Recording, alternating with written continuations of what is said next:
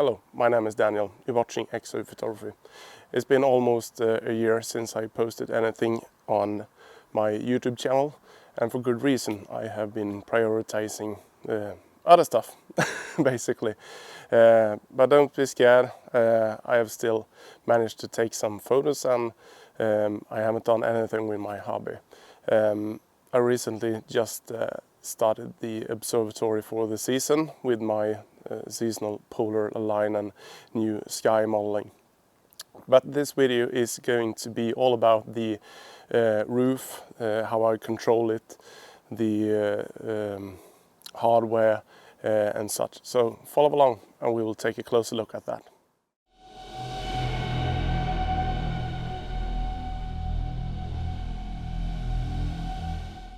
Okay, so the whole construction is resting on wheels like this and an angle iron, so it runs smooth. I initially had 6 of these on my roof, 3 on each side, which with the winter in Sweden and the freezing of the ground and it's heaving, I had to remove the middle wheel on each side because it shifted a little bit, so we went like a seesaw sometimes. Once I had the roof running smoothly, I added one of these straight coggy things.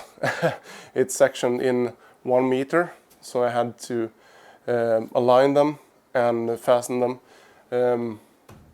to this wooden plank here. This is a 12-volt winch motor, which I removed the top part here when you can add a manual lever, and added a cog which suited this steel rod here. This is the USB board. It's a Valman VM110N USB experiment interface board. And I don't know if you can hear it, but it's a relay which clicks on and off. It's this one. That has to do with the parking sensor.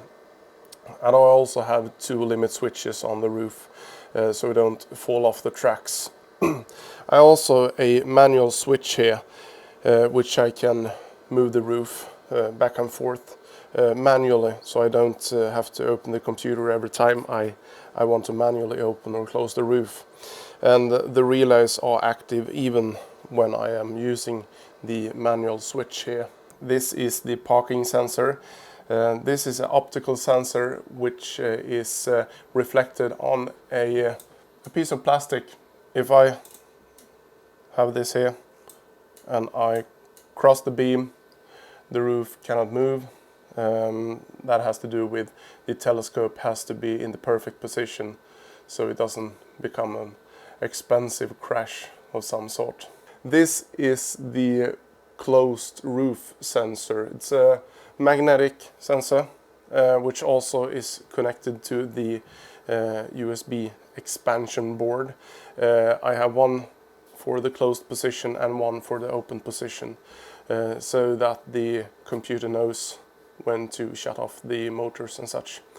And these are also hardwired to a relay, so it can't be able to move further than that. So if I have a mishap in the computer, the relay will stop the motor as well. The reason I am recording the screen in my observatory is that I want you to get the live feedback from where I starting and closing the roof, basically. So once you install the program and the driver, you can actually, I can show you the dome setup first. So here we have it. It's an ASCOM driver.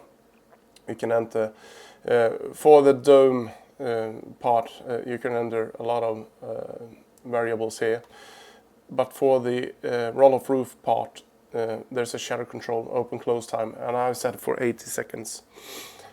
It's a basically open close shutter, nothing more. There's a bunch of encoder options you can use here as well. So it's fairly comprehensive for you guys who want to use it for a more advanced setup. But I'm going to click connect here, like that, and it says closed as is. And let's see if my parking sensor, which is quite sensitive, is in the right position now when I have filled with it. So let's try to open it. Yeah, there we go. And I won't be opening it any more than that because the motor sounds quite much. I will be closing it. Okay, let's close the roof for now. And there we go. And as you can see, it still is closing, but since I just opened it a couple of centimeters, the home switch kicked in. So it's now, as you see, 60 seconds left of the closing routine before the computer think it's fully closed, but it really is for now. This is it for this quick short video. So that is basically how my roof works and how I control it. Take care out there. Bye.